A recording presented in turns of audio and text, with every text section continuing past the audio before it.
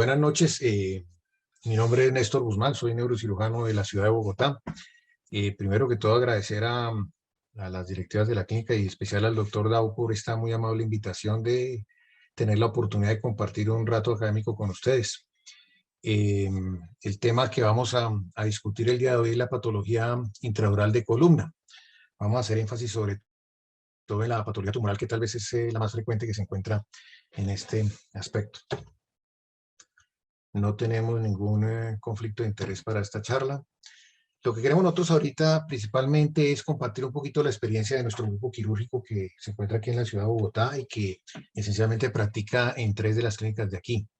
Esta es una de las clínicas, la Clínica Universitaria de Colombia, una clínica que pues tiene, como su nombre lo dice, es también universitaria, donde manejamos casos de complejidad de nivel 4. Las otras 2 clínicas donde también pertenecemos al grupo de la Clínica Reina Sofía y la Clínica Santa María del Lago, clínicas que también manejamos neurocirugía. Con estas 3 clínicas es donde ejercemos la mayoría de nuestra práctica neuroquirúrgica.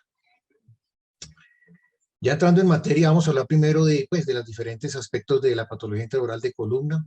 Lo primero que tenemos que ver es cuando se clasifica la patología intradural, siempre se trata de hacer una clasificación etiológica. Aquí estamos mostrando pues las diferentes etiologías de esta patología. Tal vez la principal es la tumoral. La otra es la etiología vascular. También tenemos las patologías hemorrágicas no relacionadas con malformaciones vasculares, como son hemorragias espontáneas por anticoagulación, etcétera. Y por último, un capítulo que pues no creo que alcancemos a cubrir, lo que es la patología congénita, donde manejan enfermedades como el meliomeningocele, la médula anclada y diferentes etiologías que son tanto congénitas, pero la mayoría de las veces se manifiestan en la población pediátrica. Es importante cuando nosotros hablamos de la patología intradural y del abordaje quirúrgico a las enfermedades que aquejan la médula espinal, entender que la gran diferencia que hay entre la médula espinal y el cerebro es que desafortunadamente la médula no tiene zonas no elocuentes o zonas silentes. No es como el cerebro, que hay zonas donde en el lóbulo, la porción anterior del lóbulo frontal, del lóbulo temporal, se puede actuar con comodidad porque pues generalmente no se generan secuelas discernibles para el paciente. Sin embargo, en la patología intradural, en la patología medular, desafortunadamente por la anatomía y por lo pequeña que es esta estructura, por donde nosotros accedamos a la médula, siempre hay un precio que el paciente tiene que pagar y que el cirujano tiene que correr el riesgo. Es por eso que es importante entender que se debe ser muy preciso, muy claro, tanto en el abordaje quirúrgico como en el abordaje clínico de estos pacientes, porque pues una cirugía medular siempre implica, por definición, riesgos importantes en la funcionalidad del paciente. Ya entrando en materia de las diferentes etiologías que tenemos, la primera dentro de las patologías intraducales son los tumores. Los tumores intradurales siempre se dividen entre, esto parece un trabalenguas, entre los tumores intradurales extramedulares y los tumores intradurales intramedulares. Los tumores extramedulares son aquellos que no invaden la médula, pero que están dentro del canal y por dentro de la dura. Los 3 principales son los que están aquí en la diapositiva. Uno es los tumores de la vaina neural, que son los schwannomas y los neurofibromas. Los otros son los meningiomas, y dentro de los extramedulares podemos también clasificar a los ependimomas, pero única exclusivamente los ependimomas mixopapilares, que son los que afectan el cono medular y el filum terminal, porque su comportamiento es eminentemente extramedular, no invaden la médula. Entonces en esos casos no se consideran patología intramedular. En cuanto a la clínica, es importante entender que sobre todo la clínica de los tumores extramedulares, que son lesiones generalmente benignas, al ser benignas tienen un crecimiento lento y por ende la clínica es muy larvada, muchas veces es muy lenta y los síntomas se demoran tiempo en presentar y tiempo en diagnosticarse. Los 3 principales pilares de síntomas: el primero es el dolor. Generalmente el dolor de la patología intramedular es un dolor sordo, mal definido, el paciente no puede localizarlo con precisión. Generalmente tiene un componente nocturno importante. Y los otros son los síndromes deficitarios debido a la compresión medular, que son los síndromes motores y sensitivos, hemiparesias, cuadriparesias, paraplegias y trastornos sensitivos, disestesias, trastornos dolorosos, como también hipoestesias. También hay síntomas misceláneos, que son aquellos que se producen no tanto por la compresión medular, sino por aquellas enfermedades sindromáticas, tal es el caso de la esfacomatosis como la neurofibromatosis o la enfermedad von Hippel-Lindau que afecta la médula en algunas ocasiones. En cuanto al schwannoma y a los neurofibromas, tenemos que saber que son tumores que son benignos, que su crecimiento es relativamente lento y por eso los síntomas se tardan en presentarse. Muchas veces forman parte de síndromes como la neurofibromatosis. Se dividen generalmente los schwannomas y los neurofibromas entre los que tienen compromiso intracanal y aquellos que se extienden por el foramen o por incluso las láminas a regiones extracanal. La ventaja quirúrgica, por decirlo de alguna manera, que tienen es que generalmente en un porcentaje muy alto comprometen en la raíz sensitiva, no la raíz motora, lo cual hace que sea mucho más fácil su resección. El objetivo en todos los tumores benignos generalmente es la resección completa, que es lo que se busca en estos casos. Ya entrando aquí en materia, vamos a poner de cada caso algunos ejemplos radiográficos para entender un poquito tanto la sintomatología como el tema del abordaje quirúrgico. Los schwannomas, entonces aquí tenemos un ejemplo. Los schwannomas generalmente se manifiestan en personas jóvenes. Este es un caso muy diciente, una persona joven que consulta por un cuadro de un dolor torácico que empieza a progresar a una paraparesia. La resonancia magnética muestra lo que vemos ahí, una lesión que está dentro de la dura madre, está extramedular, que comprime la médula, la desplaza. Es impresionante ver cómo la capacidad de adaptación que puede tener la médula. Un tumor de estos ocupa el 70-80% del canal y apenas produce síntomas. Este es la imagen posquirúrgica donde pues, resaltar que son patologías que se pueden hacer resección completa. En general se hacen laminectomías limitadas al cemento. Una cosa importante anotar acá en cuanto al tema quirúrgico es que las lesiones extramedulares requieren un abordaje un poquito más amplio que las lesiones intramedulares, debido a que se necesita una exposición importante de la médula, y en lo personal me gusta tener expuesto el ligamento dentado para poder resecarlo y poder desplazar algo la médula y de esa manera tener un poquito más de margen de maniobra sin tener el riesgo de causar un déficit neurológico. Este es un caso del posquirúrgico, una resección completa con una evolución muy, muy favorable del paciente, una resolución de los síntomas deficitarios que tenía el paciente. Este es una comparativa entre el prequirúrgico y el posquirúrgico, donde se evidencia la resección de la lesión y la restitución de la anatomía y del canal medular, como lo vemos ahí en la imagen.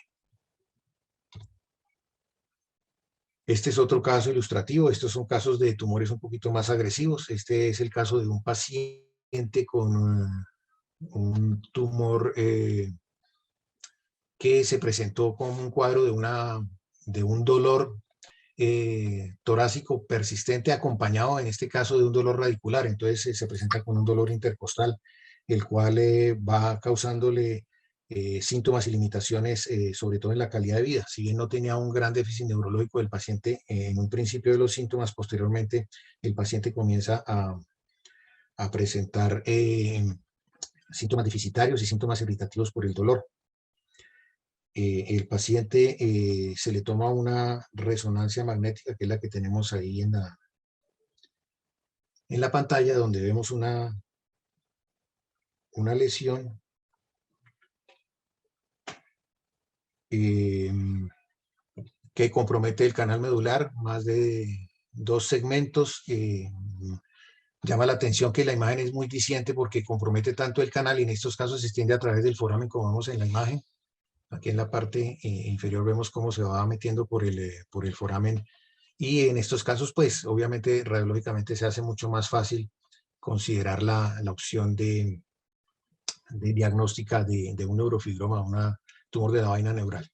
Es importante saber también que tanto los neurofibromas como los meningiomas son lesiones que captan fuertemente el medio de contraste y que a veces establecer el diagnóstico diferencial entre el neurofibroma y el meningioma se hace difícil, y muchas veces, pues a veces desde el punto de vista radiográfico es imposible poder establecer la diferenciación, y pues solo en el momento de la cirugía se puede establecer el diagnóstico histológico. Este caso pues se facilita por el hecho de que vemos que el foramen está invadido, y en ese caso se entiende que pues muy probablemente es un tumor de la vaina neural o un neurofibroma. Aquí vemos otra imagen donde se ve la lesión circunscrita, y generalmente son lesiones limitadas, captan uniformemente, se ve en el compromiso del foramen. Y este es el posquirúrgico, donde se evidencia una resección completa de la lesión, se da una laminectomía, en este caso hacen 2 segmentos, por lo que comentamos anteriormente, que en estos casos es conveniente hacer una exposición porque el hecho de que la médula esté desplazada hace que el margen de maniobra para la resección de la lesión sea un poquito más difícil. Entonces, en ese caso, eh, se hace una laminectomía un poquito más amplia para poder establecer una, eh, una resección completa y evitando una manipulación medular importante y respetando las estructuras medulares. Aquí tenemos la misma lesión, el prequirúrgico y el posquirúrgico, donde se ve la lesión que capta fuertemente el medio de contraste y se ve el posquirúrgico donde se ve la resección completa de la lesión. Si me permite un momentico, Alberto, voy a mandar el link, que hay unos estudiantes y unas personas de aquí de Bogotá que me lo estaban pidiendo. Me demoro 10 segundos. Perfecto, sí, señor, no me preocupe. Claro que sí. Hasta ahora está espectacular la charla, Néstor. Muy Alberto, muchas clarita y todo gracias. bien explicado. Y unos casos bien bonitos que han mostrado.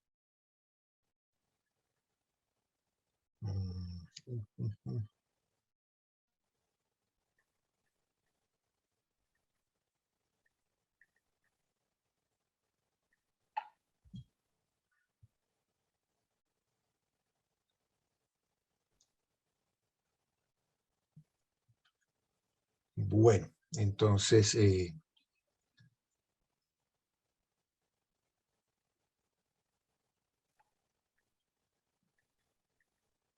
bueno, perdona por la interrupción.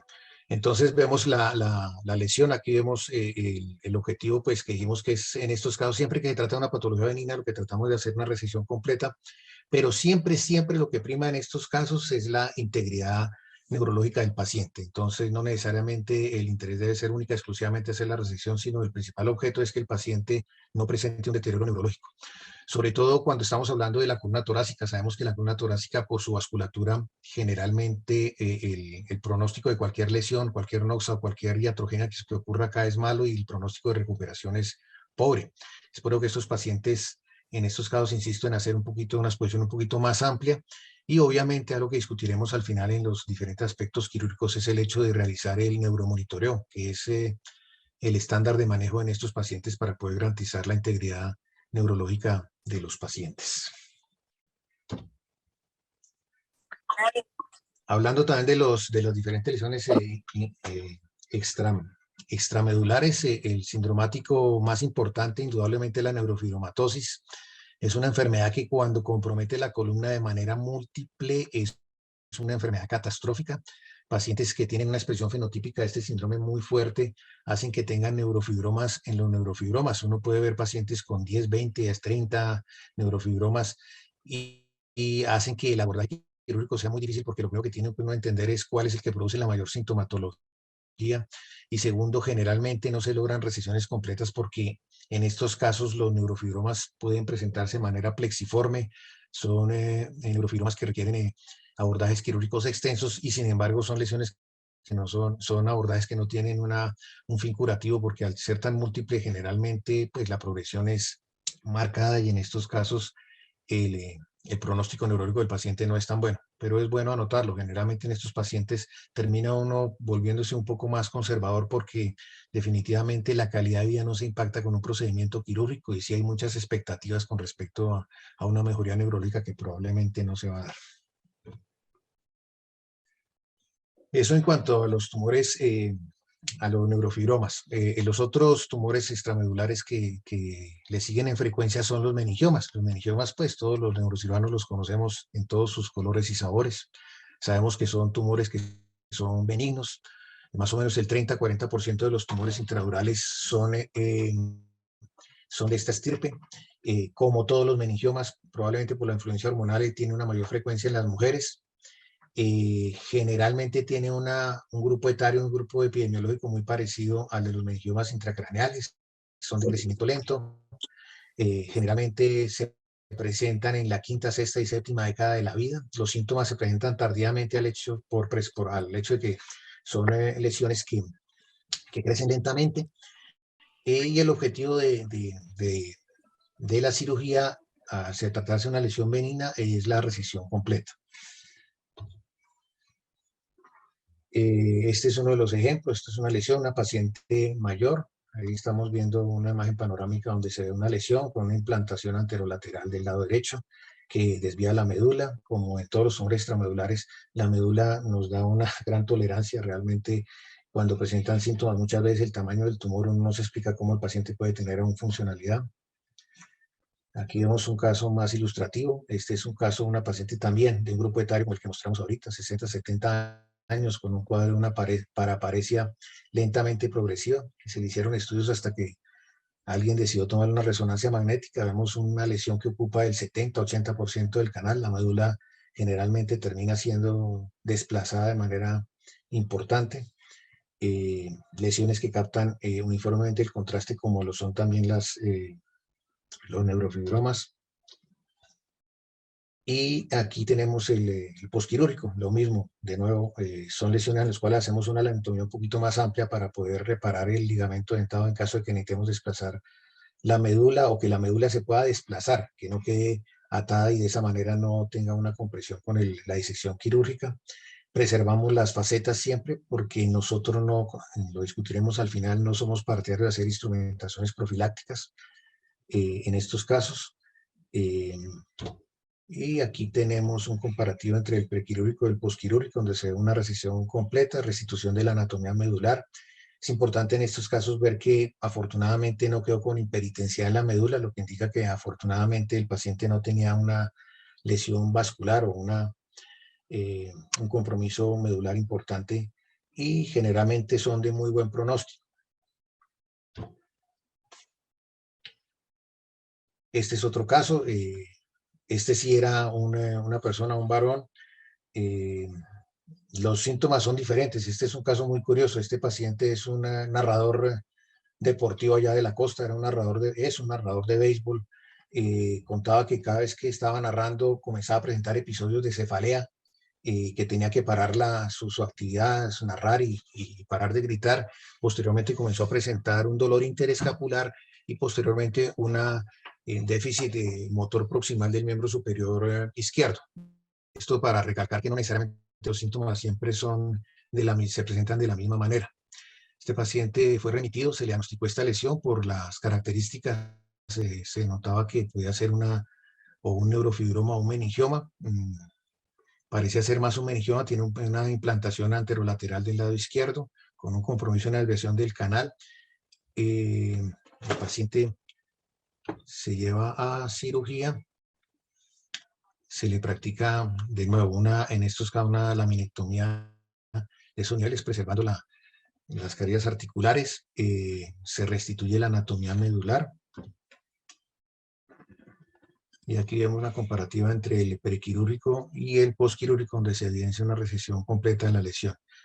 En estos casos que el paciente no tiene un déficit prequirúrgico tan importante, son muy agradecidas la presentación clínica, y después en el posquirúrgico el paciente tiene una recuperación completa de su funcionalidad sin mayor impacto desde el punto de vista neurológico. Aquí viene una de las primeras discusiones, y es que cuando hablamos de los meningiomas intracraneales siempre nosotros tratamos de hacer una resección Simpson 1, la resección completa de la lesión con una resección completa del pedículo de implantación. Esto ha sido motivo de mucha discusión, sobre todo porque en el canal medular hacer una resección completa de la base de implantación de los meningiomas es un poco complejo muchas veces, porque el pedículo de implantación es anterior o es lateral, y segundo porque el riesgo de fístula de líquido cefalorraquídeo es muy alto, y en esos casos pues lo que se hace es hacer la resección de la lesión y coagular el pedículo de implantación. Se han hecho muchos estudios, y uno de los estudios más importantes se hicieron los japoneses, donde vieron que el impacto epidemiológico de la no resección del pedículo de implantación o de la dura que está infiltrada con solo la coagulación era más que satisfactorio. Obviamente siempre se presentan recidivas, y estas recidivas se presentan aún cuando hace uno resecciones completas agresivas. pero sin embargo ellos pudieron determinar, y el mensaje que dan ellos es que definitivamente en estos casos se puede hacer una resección importante sin necesidad de ser tan agresivos con la resección de la dura madre, porque muchas veces esto lo que va a dar es una fístula de líquido cefalorraquídeo. Entonces ya pasamos por los neurofibromas, ya pasamos por los meningiomas, ahora vamos a hablar de los ependimomas mixopapilares. Por definición, los ependimomas deberían ser intramedulares. Los únicos que se comportan, como lo vimos al principio, como lesiones extramedulares son los ependimomas mixopapilares. Sabemos que el ependimoma es un tumor neuroectodérmico, se origina en las células ependimarias que crecen en los ventrículos, en el canal medular y en el filum terminal. El mixopapilar está principalmente ubicado pues donde está el filum terminal en el canal medular. Tiene varias particularidades que lo diferencian de los ependimomas intramedulares clásicos. La primera es que son lesiones que tienen un crecimiento relativamente lento, su histología tiende a ser mixta, generalmente son grado 2 o grado 3, pero desafortunadamente tiene una tendencia de la eliminación en el eje craneoespinal. Muchos de estos casos, cuando no se hace una resección completa o en la misma cirugía, se hacen siembras como las que ocurren en cualquiera de los tumores malignos de la infancia, donde hay una diseminación en todo el eje craneoespinal. Tiene una mayor incidencia en los hombres, está en la tercera y cuarta década de la vida, y la recurrencia de estas lesiones va a depender mucho del grado de resección que se tenga.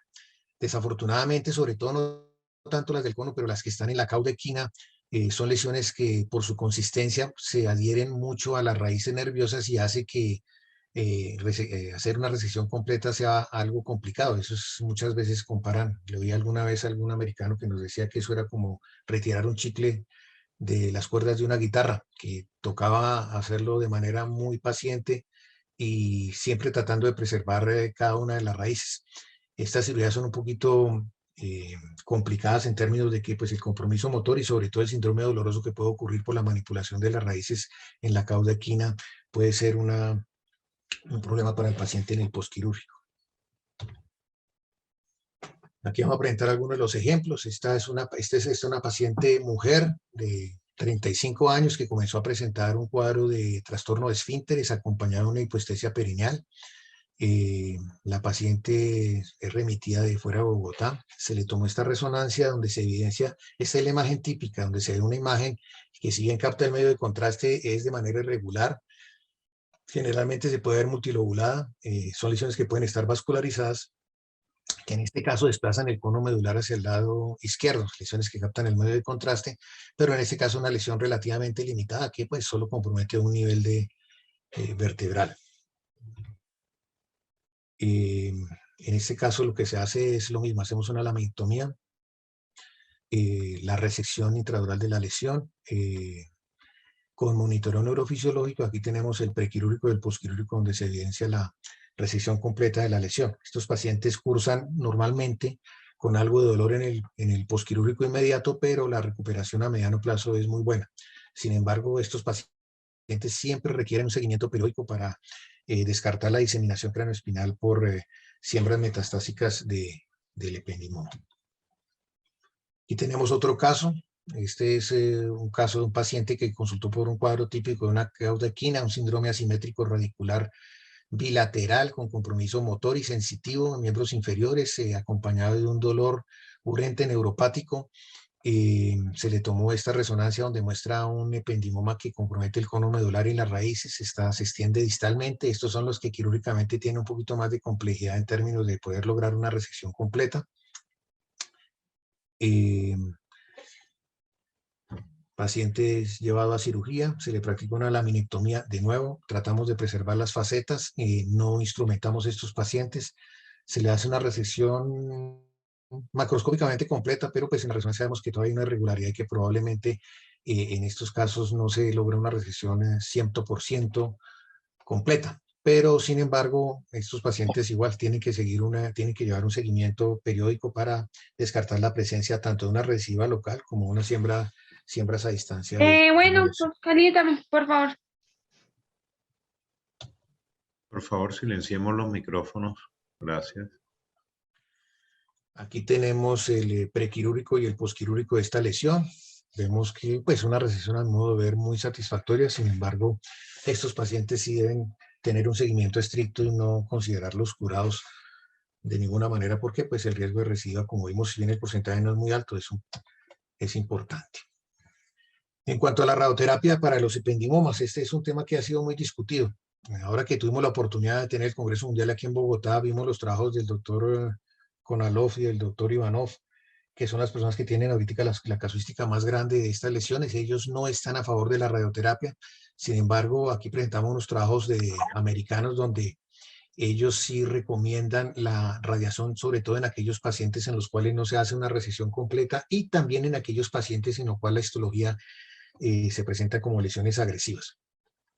En general, lo que podemos concluir con esto es que la radioterapia sí es un elemento que coayuda al tratamiento de los pacientes de resecciones parciales de los meningiomas mixopapilares. La otra lesión intradural tumoral que vale la pena mencionar son las metástasis.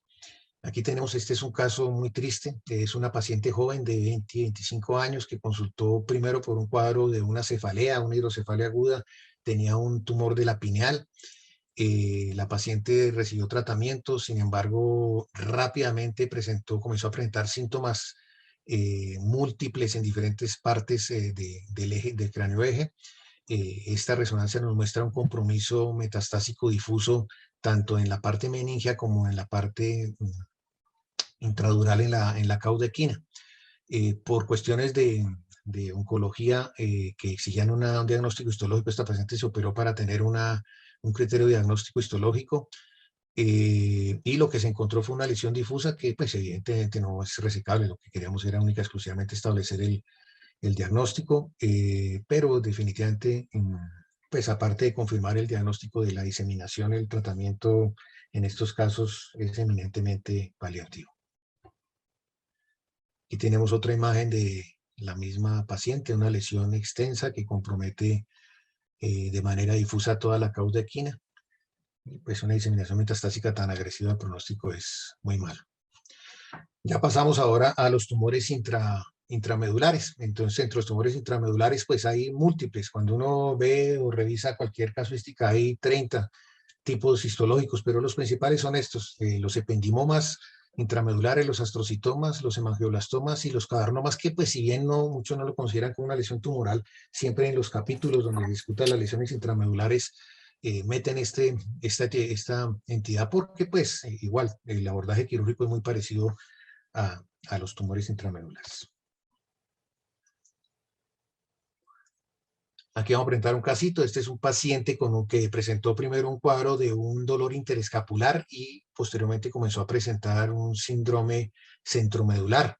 Comenzó a presentar problemas motores distales en miembros superiores y miembros inferiores, con una cuadriparesia que fue rápidamente progresiva.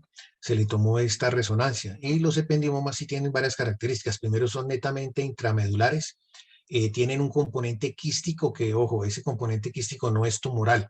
Y lo digo porque muchas veces se ven lesiones de ependimoma donde se ve la parte sólida y una siringomielia que se extiende por 5, 6, 7 segmentos hacia arriba o hacia abajo.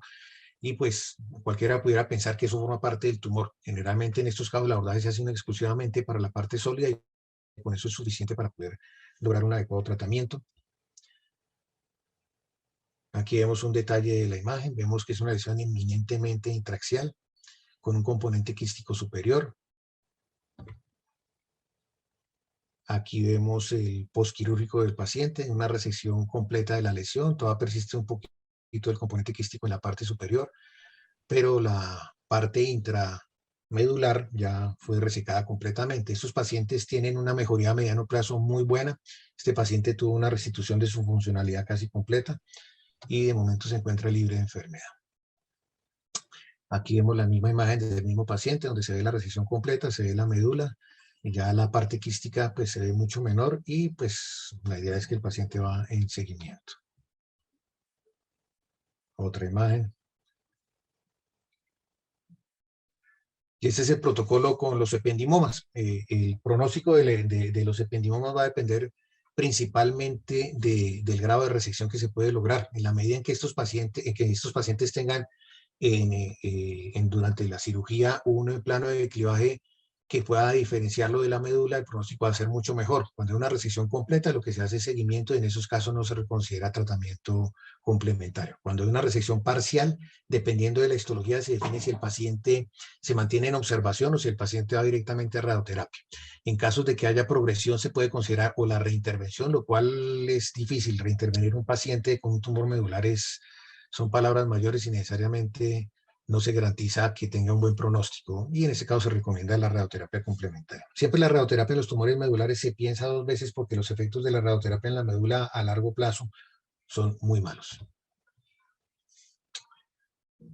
El otro tumor que tenemos en estos casos es el glioma, es el otro tumor intradural. Estos tumores sí son desagradecidos, son lesiones que invaden la médula, no tienen generalmente un buen plano de clivaje, son tumores que invaden, que rápidamente producen síntomas importantes y que la cirugía generalmente no es tan agradecida como todos los que hemos presentado hasta el momento.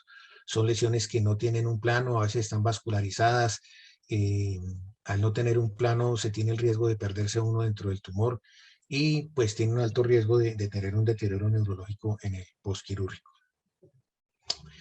En los astrocitomas pues va a depender mucho de la histología y del grado de resección. Cuando son pilocíticos, que aparentemente son benignos, aunque la última clasificación de la Organización Mundial hablan de que los pilocíticos también pueden tener un grado de malignidad importante. Si hay una resección completa, va a depender de la histología. Si hay un CAI de 67 mayor del 10%, se considera que debe recibir radioterapia. Si no, y tiene histología benigna, se puede mantener en observación estricta. La observación protocolaria es una resonancia cada 4 meses durante los primeros 2 años y posteriormente se va espaciando este chequeo radiográfico. Cuando la resección es parcial, pues de una vez se recomienda la radioterapia. En los astrocitomas difusos generalmente lo que hace uno es prácticamente una biopsia, ahí no se hace una resección, una cirugía con resección y va a depender mucho del grado histológico de malignidad que nos dé la patología. Cuando es de alto grado se recomienda hacer tratamiento complementario con radio y quimio. Cuando es de bajo grado, el protocolo que tienen los rusos, que tienen una experiencia muy buena, curiosamente los observan, así sean difusos y se ha hecho una resección parcial, y solo en casos de progresión recomiendan la radioterapia. Ellos no son muy amigos de la radioterapia y me parece a mí que pues tendrán razones. Ellos tienen una casuística más de 1000 casos en los cuales la radioterapia no la tienen en buen concepto. El hemangioblastoma es el otro tumor intradural. Este es un tumor que es muy vascularizado, tiene similar a los tumores, a los hemangioblastomas de fosa posterior, de los cerebelosos. Es importante en estos casos no intentar una biopsia, ni mucho menos entrar directamente al tumor en el momento quirúrgico porque se va a encontrar uno con un sangrado y en esos casos las consecuencias son catastróficas porque se empieza a coagular o tratar de mantener una hemostasia y el paciente puede tener un deterioro neurológico importante. Generalmente tiene un componente quístico, lo que se reseca es la porción sólida. El tratamiento endovascular es muy debatido. En nuestro centro tenemos unos neuroradiólogos que son muy agresivos, pero concretamente los tumores medulares son conservadores porque muchas veces al ocluir las ramas de la vertebral pues se puede producir un infarto medular, entonces generalmente a ellos no les gusta mucho embolizarlos. Y se recomienda el tratamiento única exclusivamente en aquellos casos que son sintomáticos. Aquí tenemos 2 casos. Este es un caso, un paciente que consultó por un cuadro rápidamente progresivo de una cuadriparesia. Ahí se ve pues no se ve tan claramente, pero sí se ven las estructuras vasculares y se le hizo una arteriografía donde se ve claramente el nicho vascular del hemangioblastoma.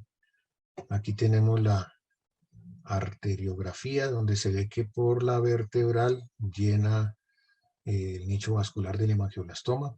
La embolización según los endovasculares no la recomiendan mucho, ellos no son muy amigos en este caso. Y lo que se hace en esos casos es proceder con la cirugía. Este es otro caso, este es un paciente que lo mismo consultó por síntomas de una cuadriparesia, se evidencia una lesión que tiene claramente vasos, que tiene estructuras vasculares, capta fuertemente el medio de contraste, es claramente intramedular. La sospecha en estos casos, pues evidentemente es un hemangioblastoma. Esta es la arteriografía. Vamos a ver si corre. Un exceso de resolución aquí en la Ahí se ve cómo va llenando, generalmente no es ramas directas de la vértebra, sino son ramas musculares que van llenando, y desde el abordaje se ve que son lesiones que son ricamente vascularizadas y tienen un sangrado superior al promedio en el solo abordaje de la lesión. Pero son lesiones a las cuales toca, cuando se hace el abordaje, hacerlas de manera agresiva y ir por el tumor completo. Aquí está el posquirúrgico del caso que acabamos de presentar. Curiosamente, este paciente presentó una siringomelia posquirúrgica, pero no ha tenido síntomas relacionados con esto. Aquí vemos el posquirúrgico, donde se ve el pre y el posquirúrgico comparativo, una resección completa de la lesión. Y este es el protocolo de los hemangioblastomas. Cuando son asintomáticos se observan, y cuando son sintomáticos la cirugía tiene tres papeles, ya sea hacer la cirugía y en hacer una la arteriografía y considerar la resección, o si no embolizarla y hacer la resección, y en aquellos casos en los que por alguna razón la cirugía no sea factible, se puede hacer radioterapia. Y la radiocirugía juega un papel importante en estos casos. Los últimos reportes hablan de que tiene buenos resultados en los hemangioblastomas. Incluso en algunas partes recomiendan que los asintomáticos se les haga radiocirugía, posición que en lo personal no comparto. Y la otra lesión son los angiomas cavernosos. Este es un caso muy interesante. Este es un paciente que fue remitido fuera del país, un paciente que hizo una cuadriparesia súbita. El paciente tuvo de manera súbita, cayó al piso con un dolor interescapular y un dolor cervical. Fue valorado en su sitio de origen, donde se le documentó una lesión hemorrágica intramedular. El paciente fue remitido. Varios días después se evidencia una lesión vascularizada que se encuentra intramedular. Y el paciente fue llevado a cirugía. La patología reportó efectivamente un angioma cavernoso, una resección completa, lo mismo desde el punto de vista quirúrgico, una laminectomía. Cuando son intramedulares no hacemos una laminectomía amplia, no es necesario remover la médula para hacer la resección. Ahí se ve la resección de la lesión. Ya tenemos un comparativo entre el prequirúrgico y el posquirúrgico, resultados satisfactorios. Esta es una imagen de la parte quirúrgica. Tenía plano pial, estaba superficial y se ve la resección completa de la lesión. El protocolo de manejo para los angiomas cavernosos: en los asintomáticos se observan, en los que tienen microhemorragias, que son aquellos en los cuales en la resonancia se ve un poquito de brillo por la hemorragia que puede tener y no tienen déficit, se pueden observar, pero si se evidencia que estas hemorragias van cambiando de patrón, indica que son angiomas inestables y que pueden sangrar y que van a tener recidiva, se considera la cirugía. Cuando hay deterioro neurológico, cuando hay síntomas neurológicos, la recomendación es directamente cirugía. Y cuando hay lo que se llaman las macrohemorragias, cuando hay lesiones o hemorragias que se extienden más allá del plano del angioma, se recomienda la cirugía. No se recomienda la cirugía inmediata porque generalmente estos pacientes tienen un impacto neurológico importante, hacen casi prácticamente una cuadriplegia o una paraplegia. Se espera 2 o 4 semanas, y cuando el paciente ha tenido algo de recuperación se operan para poder tener tanto un parámetro clínico y un parámetro neurofisiológico en la cirugía para poder hacer el abordaje. Ya en cuanto a los aspectos quirúrgicos, son varios los que tenemos que tener en cuenta. Preguntas que generalmente en todos los congresos hacen, y sobre todo en la parte torácica: ¿cómo se hace la marcación? En Estados Unidos yo vi que marcaban con una aguja, partían la aguja, la dejaban y luego tomaban la radiografía, y esa aguja luego la retiraban en cirugía para poder no perderse el nivel. Me parece que un poquito extremo, pero sí se ven casos donde que debido a que o el paciente es obeso o que tiene una cifosis marcada, uno se puede perder de nivel 1, 2 y hasta 3 niveles, ya sea por arriba y por abajo, porque con una cifosis en un paciente obeso, la marcación del aguja puede ir directamente a cualquier segmento sin tener claro. Lo que yo hago es una marcación con fluoroscopia en AP en cirugía, contando generalmente de abajo para arriba cuando es torácica. En la lumbar sí no tiene problema. El monitoreo neurofisiológico sí es el estándar. Todo paciente con patología intradural al día de hoy requiere un monitoreo neurofisiológico, porque es la única manera que uno puede garantizarle al paciente pues algo de garantías con respecto a que el momento en que debe parar un grado de resección. Y también, no vamos a negarlo, eso va en pro de las coronarias del cirujano. Cuando no teníamos el monitoreo neurofisiológico, era mucho lo que sufría, y se esperaba después de cirugía, esperaba que el paciente moviera las extremidades. Era muy dramática la recuperación. Los esteroides nosotros los usamos. Sabemos que los esteroides han sido muy discutidos desde el trauma raquiomedular, pero todos hemos visto, tanto en cerebro como en columna, cuando hay lesiones tumorales, que la administración de esteroides mejoran dramáticamente el cuadro clínico del paciente. Entonces lo recomendamos tanto en el prequirúrgico como en el intraoperatorio. La artrodesis, como lo hemos comentado durante todo Durante toda la charla nosotros no artrodesamos de inicio al paciente, solo en aquellos pacientes en los cuales presenten deformidad o hacemos algunas excepciones en la parte cervical si el paciente tiene una deformidad prequirúrgica.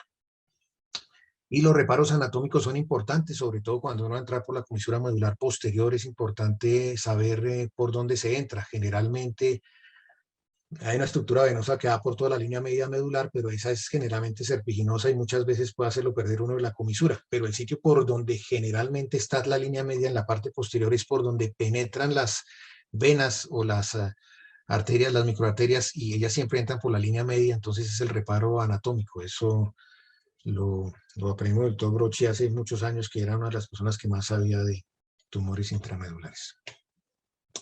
La laminoplastia, en este caso es un caso que operamos hace poco de un paciente, un niño.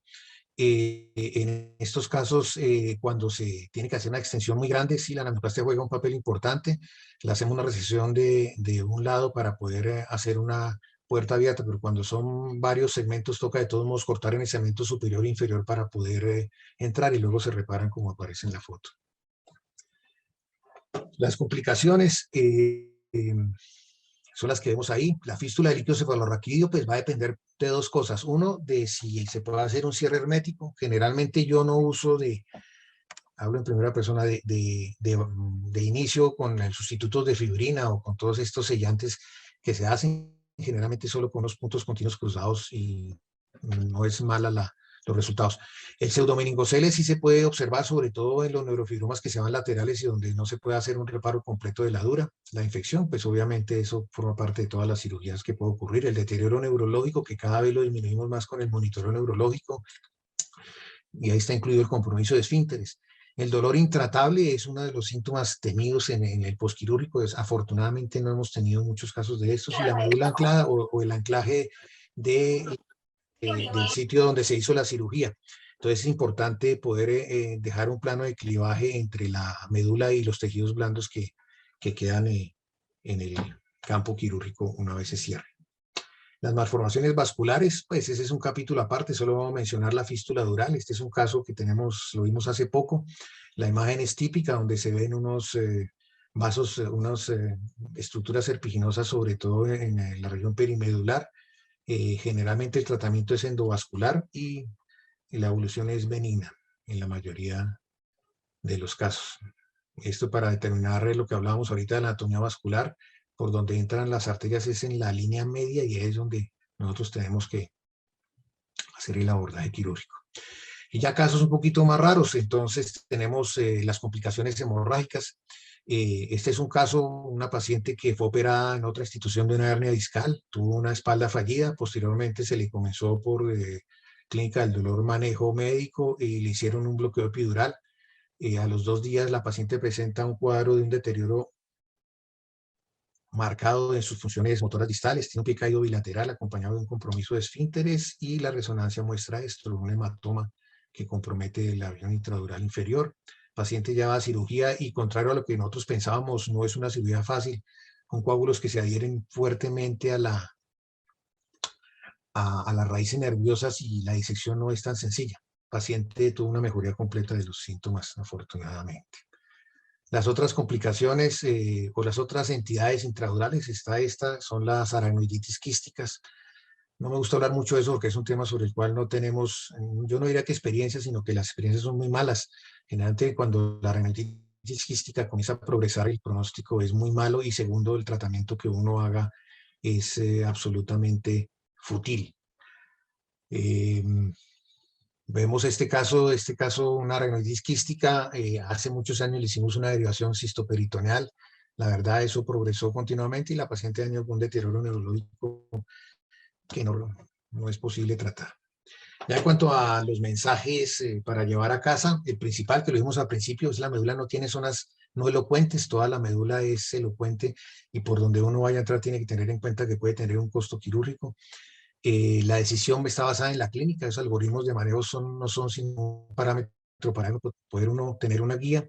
Son tumores benignos en los cuales sí la resección debe ser total.